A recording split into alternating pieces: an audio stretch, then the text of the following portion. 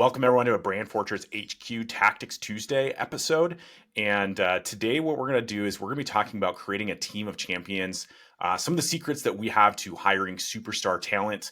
And I think this is a great topic that maybe doesn't get the same amount of attention and sexiness of, finding that next ad hack or, getting more reviews or whatever it happens to be for Amazon, but is really important when you look at building a strong brand and how to fortify that over the long term. So actually with this, before we hit record, we talked a little bit about starting with the why behind this. So with that, I'm actually going to turn it over to you, Mike, and kind of how you think about the why behind creating a team of champions. Sure. I think the biggest thing is speed, let's say. So you can grow without a team. I mean, obviously there's always going to be a limit to how far you can grow without a team, but I think part of the issue is that a lot of Amazon sellers, e-commerce sellers in general, probably also, but we try to push, as far as we possibly can push, just kind of being a lone wolf and maybe having a VA here and there to do certain things that maybe we're not good at. And, that works for a while. It's not a bad plan. Obviously, when you don't have a whole lot of capital, it's necessary. There's really no other way to go about it. But the problem I think that most of us likely run into is that we carry that stage of our business too long. We allow ourselves to remain that lone wolf with a VA here and there for certain things for far too long within our business, and as a result, we grow much more slowly than we could because there's only so many hours in a day. There's only so many things that you can get done on your own without additional team members. And to be perfectly frank, there's only so many things that you're actually good at. There may be things that you're doing in your business. Well, let's take it another way.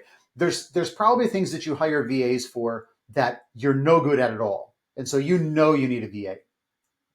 But there's other things that you don't because you're good enough. You can get the job done. Maybe you even think you're good at it, but realistically, you're probably not great at it. And so I would say that the biggest thing is if you want the greatest opportunity and the greatest possibility to grow as quickly as possible, or at least as quickly as reasonable, then you really need to back up and start looking at all of the various things that you're doing in your business that likely there's somebody else out there that's probably better at it than you, that you probably could pay a fairly reasonable wage to get that work done. And then the other thing would be, what are the things that you should be doing in your business that you're not doing in your business because you don't have time because of all these other things that you're doing that you might be able to either bring somebody on to do that would be good at it, or that you would now be able to do because you brought on team members to cover those other areas in your business. And so I just think it's really critical to that. And I think everybody should take a step back and think about how fast are you growing right now and how much faster could you grow if you were willing to take and put that money toward building out, at least the beginnings of a good team. Yeah, I think that's just such a good point. And just to give kind of some examples that from my experience, both in, building an e-commerce brand and now, an agency that works with Amazon brands on a regular basis is, for example, we have a PPC specialist and an Amazon catalog specialist. And the reality of it is that they are way smarter on that stuff at the tactical kind of everyday execution level than I am.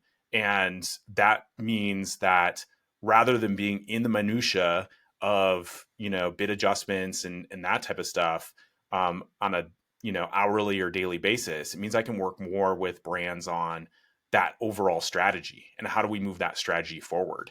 And so, you can apply that to, in thinking about that in brands is if you have somebody to handle, whether it's, maybe it's that logistics to say, hey, to make sure that we've got enough inventory. There's a number of areas within the business that are kind of that execution piece that you can find help with. And what that does is it really frees up both your time, energy, and brain space to work on the more strategic things, which, let's be frank, if you're a brand, those things boil down to, hey, I might be doing well on Amazon, but I might want to develop, or I probably need to be developing another channel. That may be, building your customer list. It may be expanding onto Walmart. It may be, selling off your own website. And then the other big one that I really see brand owners not spend enough time on is product development. I think we'd all say, as a general rule of thumb, most brands should be launching, especially if they're kind of between that $500,000 to a couple $1,000,000, they should be launching at least 2 to 3 new products a year. And I would say that the majority of the brands that I talk to on a regular basis really struggle to launch even one new product a year. Right. And a lot of that is because they just don't give themselves enough bandwidth in order to offload kind of those everyday execution things to free up their, both their mental space and also their time to work on more of those strategic objectives that they should have for the brand. Way back when I was trying to run the marketing show at my first business, I was in a digital marketing course that was talking about building sales funnels and this and that, but the guy was talking about the who before the how. And one of the things that I learned when he was talking about this is that, Mike, you talked about a task that you're not necessarily great at. You're good enough to be passable. But what this guy talked about was those things, those specific things that you don't love and that you don't feel like you're an expert at, there's someone else that not only are they an expert at it, but they love actually doing it. So like for me, that was PPC.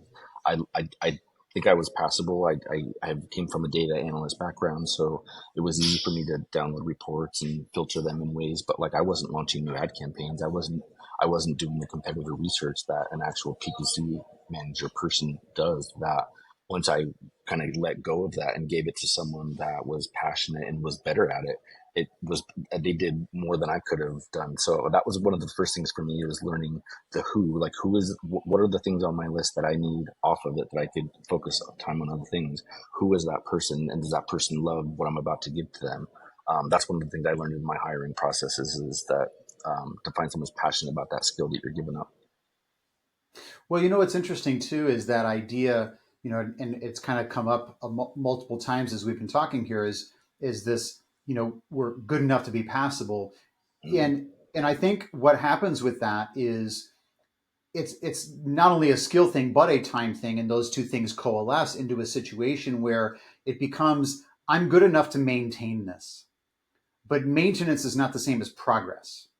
And I think that's the issue, is that you end up in this stagnant place where you are capable of maintaining what you have, but you're not capable of progressing beyond what you have, because you don't have the time, you don't have the brain space, you don't have the skill for certain things in your business that could be better.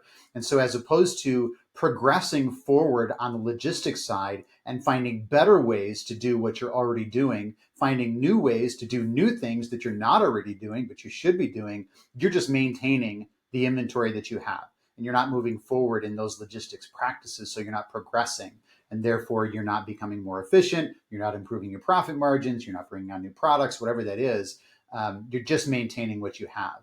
And that's great if that's all you want. But I would say that, there's a number of, quotes out there that are very similar in nature to this, which is, but, if you're plateaued, you're actually declining. You just don't know it. So if you're not progressing forward, you're really on the decline. You just haven't seen it yet.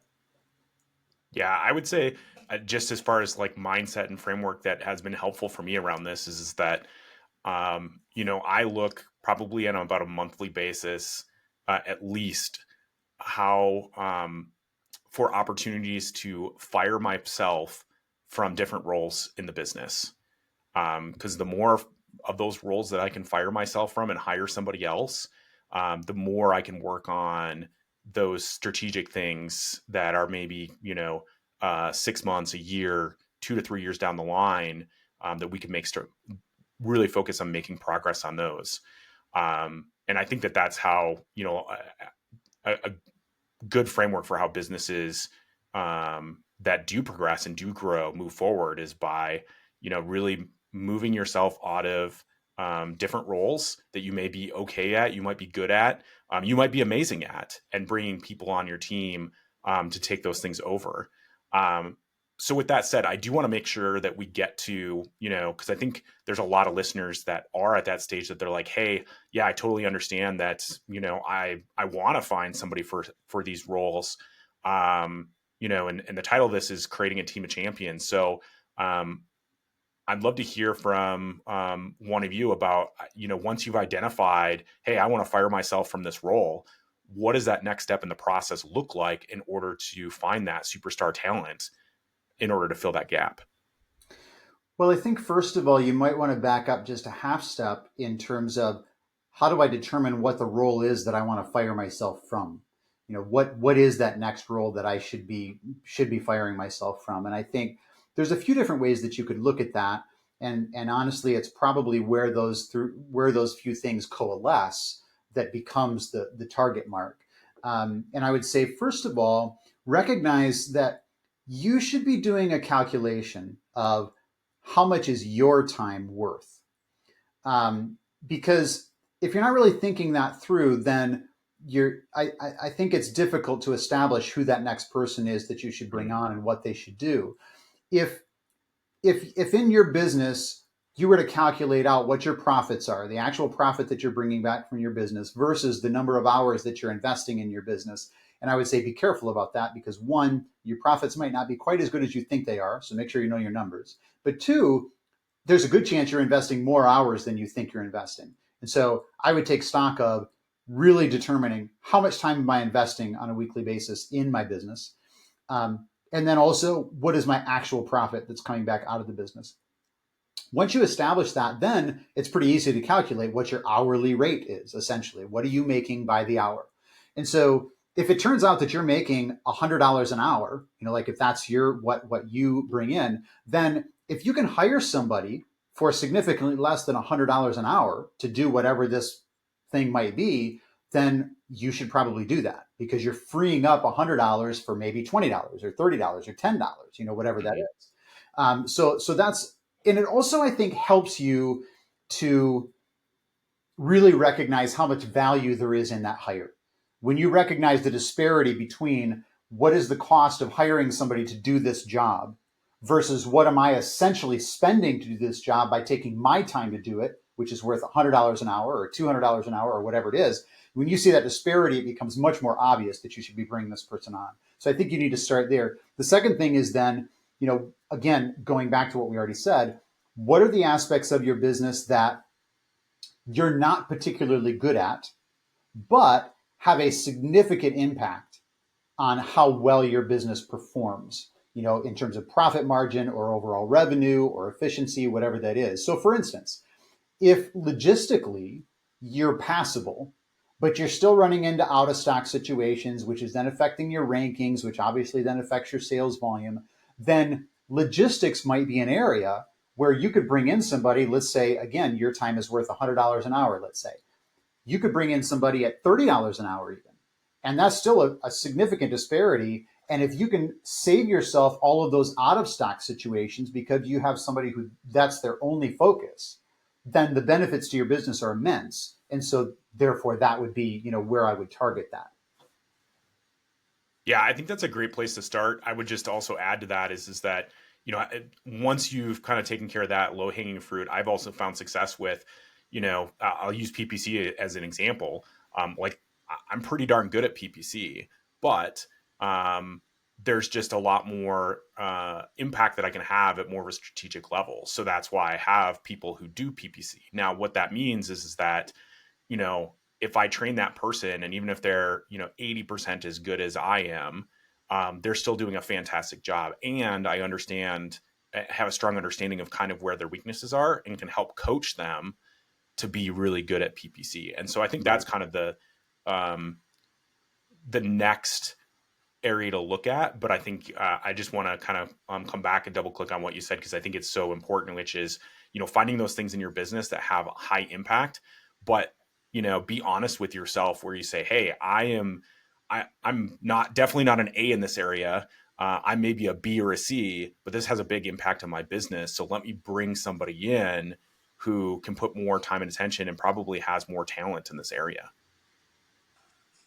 And Yeah, I don't think be afraid of another, team members that are smarter than you. Like you have to be okay yeah, with that. Right. yeah, look for that and actually be excited about finding that.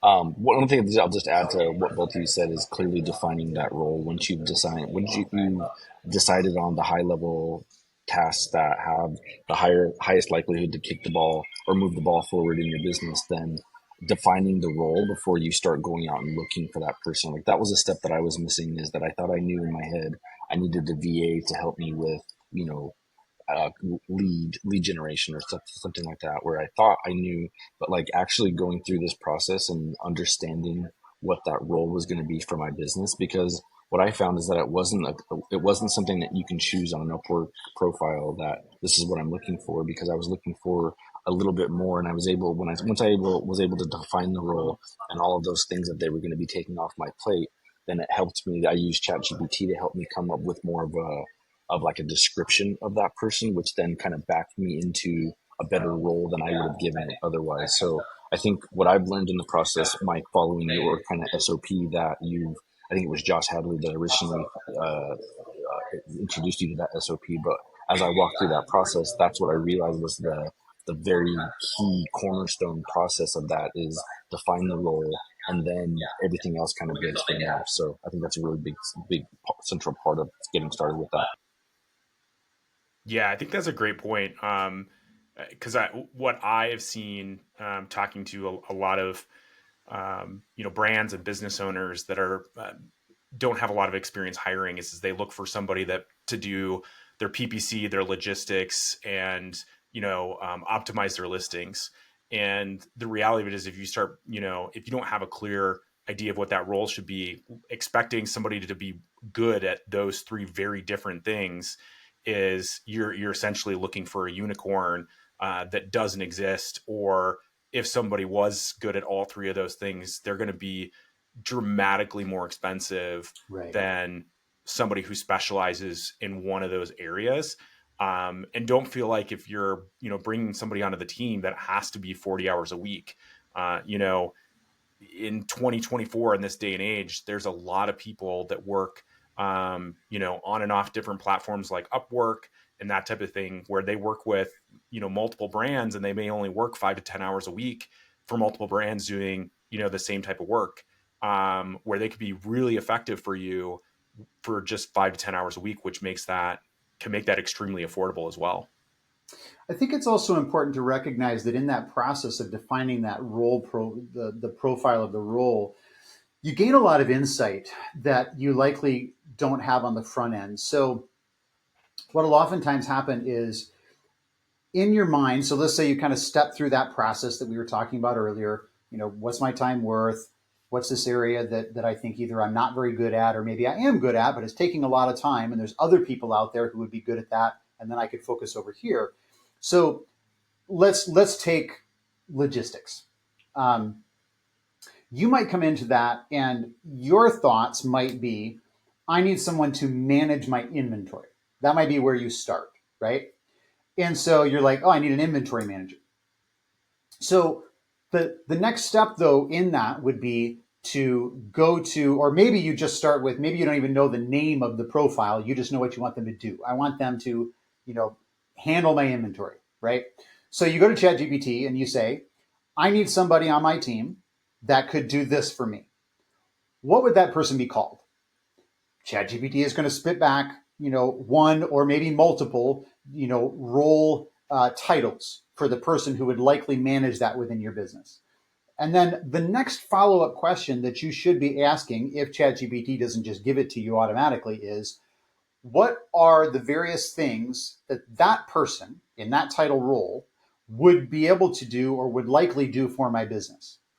And ChatGPT is going to give you about a page of information about what that person would likely do within your business. And I guarantee you it's going to name off a bunch of things that you didn't even think about. Maybe things that you're not even doing, but it could also be things that you are doing, but you didn't realize that that same person is likely going to be good at that. And there's a lot of crossover in those two areas. Or if it's something you're not doing, you may realize, well, I'm not doing that, but boy, I should be doing that. And if that person, if I can bring them on and they can not only do the thing that I needed done, but they can also do this other thing that I didn't even think about.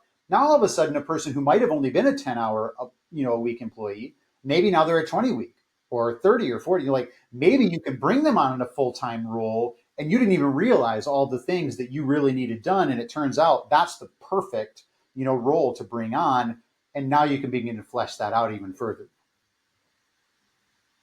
Yeah, I think that's a great kind of first step. The other thing that I would add to that, and this is probably more of a first principles thing, but is, and I'm going to use this in air quotes, but find a mentor, a brand owner or whatever it happens to be that's a couple steps ahead of you. Mm, Those types of questions are also really, I mean, ChatGPT is great because it's available to us 24/7. So that's a great right. place to start. But then if you have somebody in your network that is a couple steps ahead of you, maybe you're a $500,000 brand and they're a million or $1.5 million, just to say, hey, I'm looking at offloading, my logistics off my plate. Who does that in your company? What are their responsibilities? What does that look like? Because you'll get a lot of insights into how other companies do it. And that also can be really helpful just to give you a framework to know, what should I have this person do and what does that look like? So that way you can set that position up for success because Matt, like you said, just defining what that role is and what you expect that person to do, I think is a big part of success, not only for you as the person hiring, but also as that, team member that you're bringing on to make them really good. It's so much easier if you can say, hey, here's the 7 things that are really important that you accomplish in this position. So we've actually talked about when Mike, when you were walking through your executive assistant hiring, and I think John, you were going through it at the same time, if I remember. I think both of Mm-hmm. you started the search for your EAs at the same time.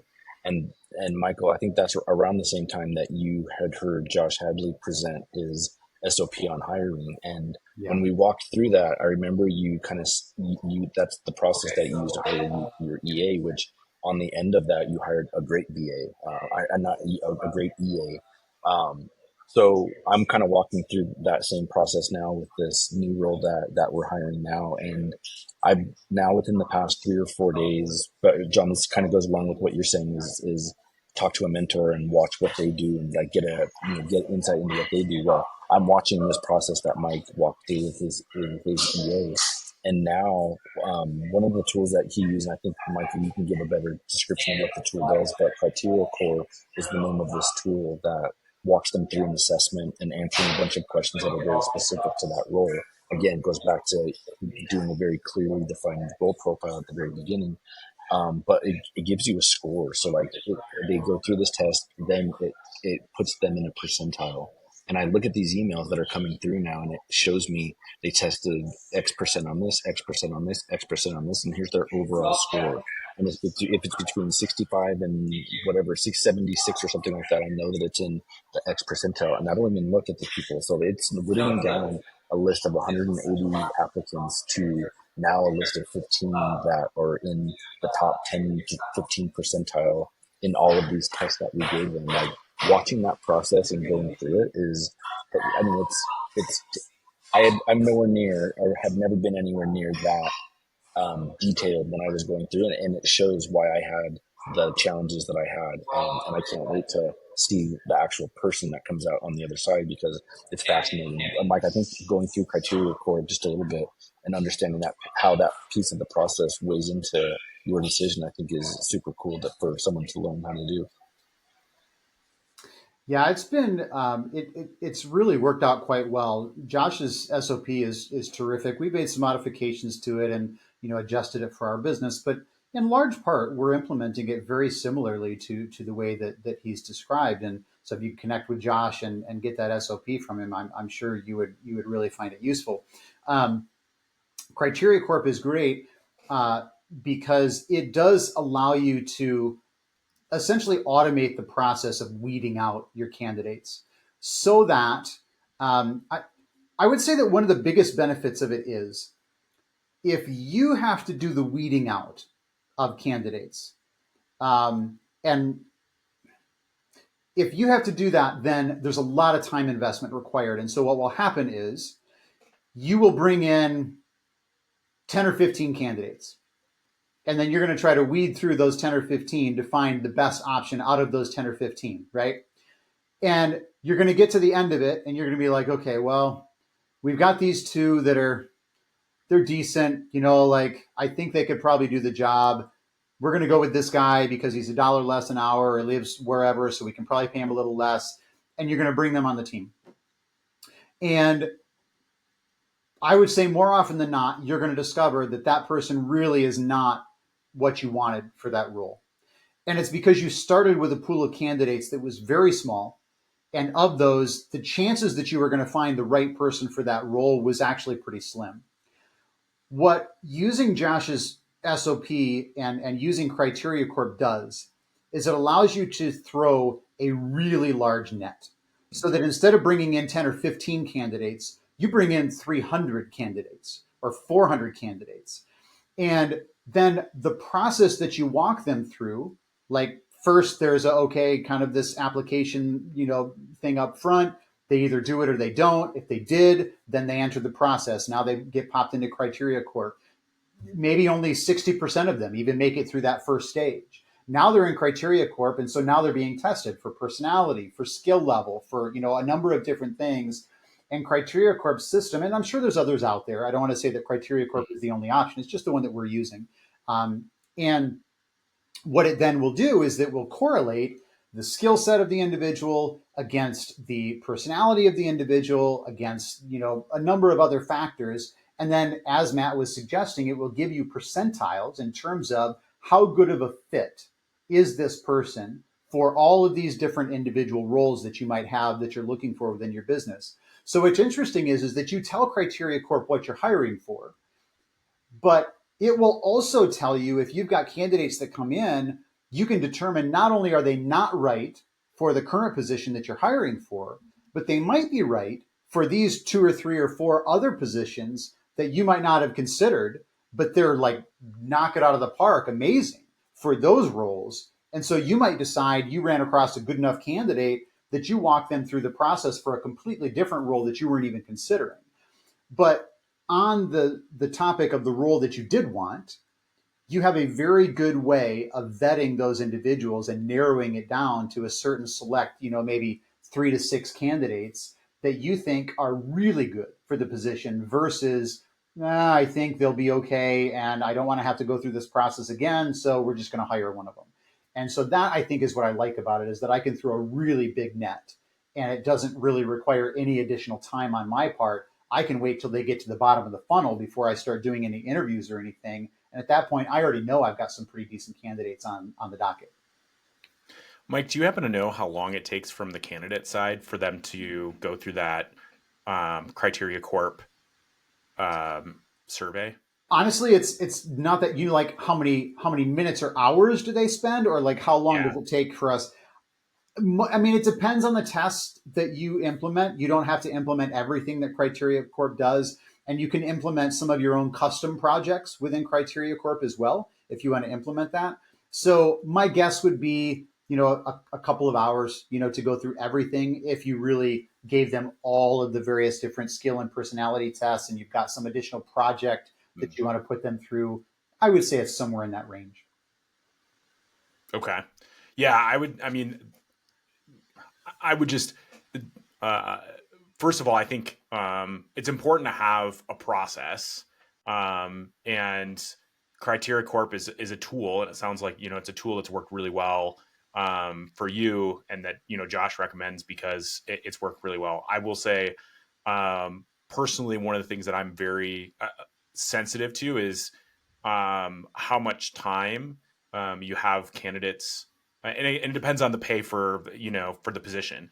If it's something that is, $10 an hour, expecting somebody to do, go through, a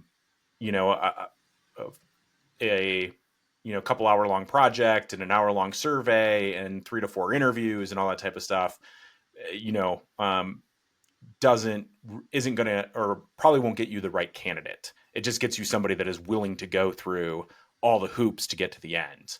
I think I might question that a little bit though, and not the I would say the idea behind what you're saying, I think, is likely correct.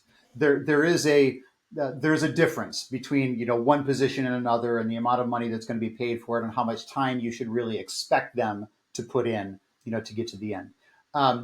But at the same time, I would say that it's also very dependent upon how much are you willing to pay for the job versus where the candidates are coming from.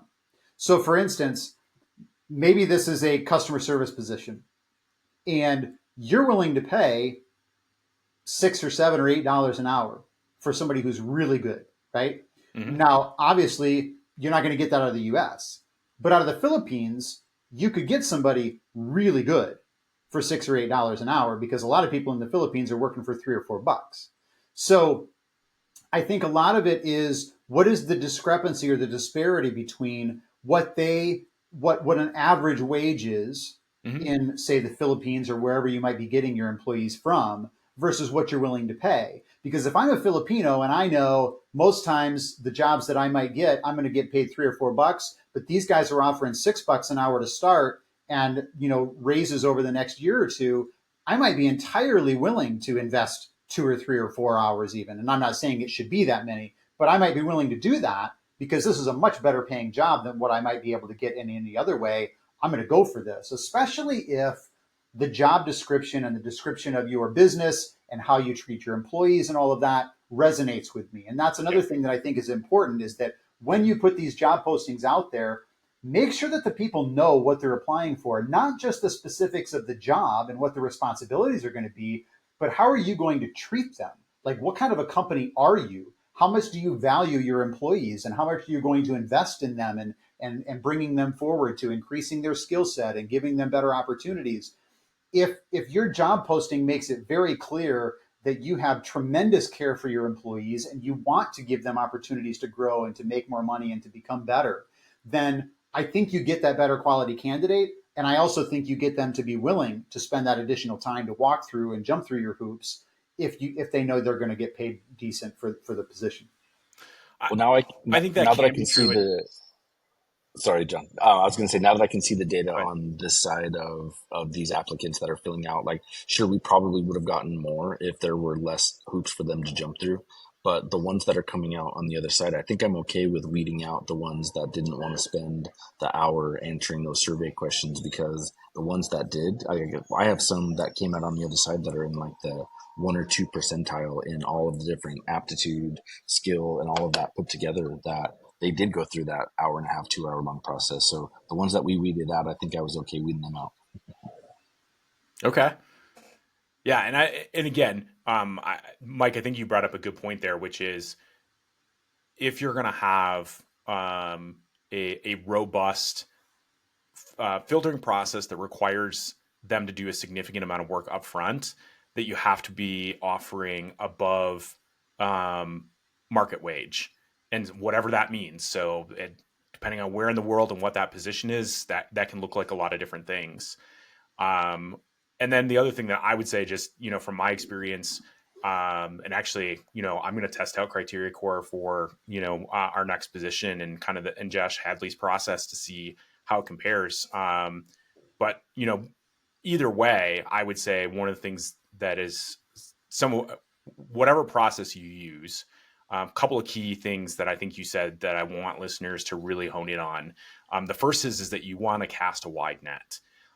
You probably want initial applications to be 100 200 people your for that position, because 80 to 70 to 80% of those, no matter how good you write that job position, Hmm. are going to people that are going to fall into two camps. Either one, they have zero experience in what it is that you're trying to hire for, and they're going to apply for the job anyway because they get to click, they click a button, and they've done their duty of applying for the job. Yeah. um, and then the other one is that they're just not responsive. So they might have great experience, but they're just not responsive in a timely manner to, hey, we're interested in more information about you. And so we've had a process where our first thing is just to ask them a simple question: what interested you in this position? And we're typically, little insider secret, we're able to eliminate probably about half of them because we don't get a response back sometimes for you know 3-4 days, a week, Yeah. ever. and that makes it really easy to recognize like, okay, well, if I don't get a response back from you in a week on a simple question of like what interested you in this position, then you're probably either not that interested or you're just not able to be that responsive for who knows what reason. And now we can move on to other candidates. Yeah, no, for sure. I think it's important. We couple a couple of other things that I might mention, that I think are pretty useful in the process. So I guess one, be aware that most individuals, regardless of what your hiring practice is, what your process is that you're going to run them through, um, depending on the importance of the position, I would say that in one way or another, you need to attempt to test not only their ability in the Mhm. area, but also, I guess, their integrity to a degree. If there's some way in which you can kind of test those things, and I guess the thing to be careful of is that these days a lot of individuals that are going to apply to your position are going to be heavily using AI to make themselves look better for that hiring process. And so, and I'm not suggesting that's necessarily a bad thing, because you want people in your company who can actually use AI. So the people who effectively do that, I think there's value there. But make sure that you're designing the process and whatever projects or tests that you're implementing, make sure that you implement them in such a way that you're not just getting the people who can use the very basics of ChatGPT or some other AI to make themselves look good. Make sure that it takes a little bit of skill for them to actually do that, because then at least they're skilled with AI, whatever that is. I also think that using a tool like Criteria Corp or something like that for skill-based assessments and things like that, I think eliminates a little bit of that, so that you don't have as much of the AI influence on whatever it is in terms of those results. And then the last thing that I would say, and we can maybe, we have a little bit of time to maybe get into a couple of, specifics for kind of the end of the process. But the other thing I would say is, personally, I have come to a place where I really believe there's a lot of value in trying to bring on individuals that have the aptitude and the personality that they could move into a management position down the road, um, relatively easily. Like if they're good at the job, they simply have the temperament and kind of the base level skill set that they could be good at managing somebody else in that job.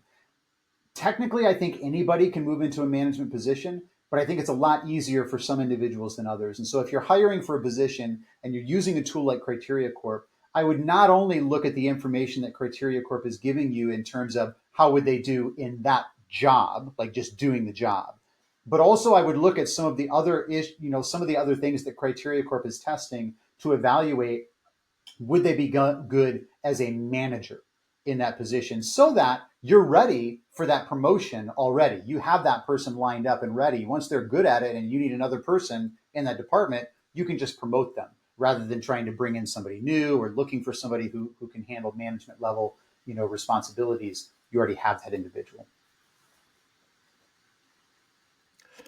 Yeah, I think. Well, and we've talked about this a little bit before. My experience has been a little bit different, but I think that that's okay to have that perspective, and I think there's definitely some value in that, in the sense of it makes growing your team easier if you already have that person in place who does have management, or can take on those management responsibilities. You do end up sometimes paying a little bit more for that person Yeah. out of the gate, and you do eliminate some people who I'll use the example of I have a brother who's a programmer, and he's very, very good at programming, but he has zero interest in ever managing people. Right. He just hates it with a passion and wants to be an individual contributor, because that's where he likes to be. And so you do find people like that where you might eliminate somebody who's an amazing individual contributor, but never wants to or may never be capable of stepping into a management position. Um, so we do need to start wrapping this episode. So I want to kind of think about, takeaways for or action items for the listeners. And I think, um, the two that I would give is, um, especially if it's going to be an important part of your business, is make sure that you interview that person. And then, do an actual interview. Like surveys and, messaging is fine, but you want to put a face to a name, and you learn a lot by just, even if it's getting on a Zoom and talking to somebody, in real time. And I've actually found a lot of success with also sharing challenges that that person's probably going to experience in that position. Like, hey, here's the challenges in that position, and setting them up with that expectation of like, hey, here's the things that are, might be tough in this role. So that way they can walk into it, with the right expectations. And then the last thing I would leave you with is, we talked about it towards the beginning, is, look at a regular basis, once a month, once a quarter, whatever that happens to be for your business, of, what positions can you fire yourself from to open up more of your time and more of your capacity in order to work on more strategic things. Yeah, I think one thing that I would leave the audience with is how important having a process is. I was, for the first couple of years of hiring people, I was the epitome of Mike's description of what hiring looked like, where you just hurry up and get someone in the door. In a lot of cases, you're making a decision on who's a dollar or two an hour cheaper. But just having a process of helping to cast a wider net, and then being able to weed that down without spending multiple hours in interviews, I think is the quality of people that I'm seeing come out the other side of that is astounding. So I don't think that it is a little bit more work on the front end to set up a process like what we're walking through, but it's well worth it in the end, and it'll end up saving time in the long run. And fortunately, you'll use it over and over.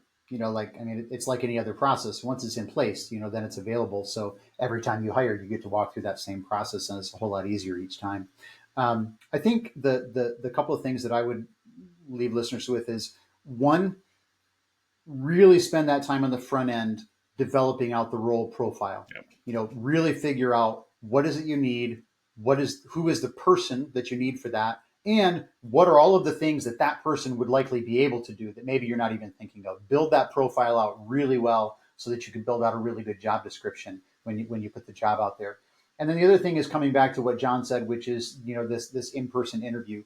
I think it's really critical, especially in this day and age of AI, because if it's real time, then they don't have the time to use AI to formulate their answers and to give you exactly what they think that you're looking for. Having that real time interview makes a big difference in that process to make sure that you can weed out some of that.